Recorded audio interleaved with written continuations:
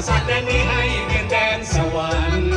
มาสร้างแดนนี้ให้เป็นแดนสวรรค์มาฟ้อนรำกันฉลองวันปีใหม่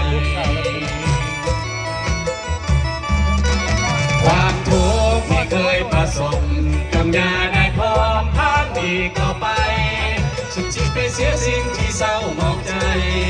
สุดจิตไปเสียสิ่งที่เศร้าหมองใจความสีดีไหลจงได้มาแทนที่เฮฮาหัวยิ้มเพื่อเล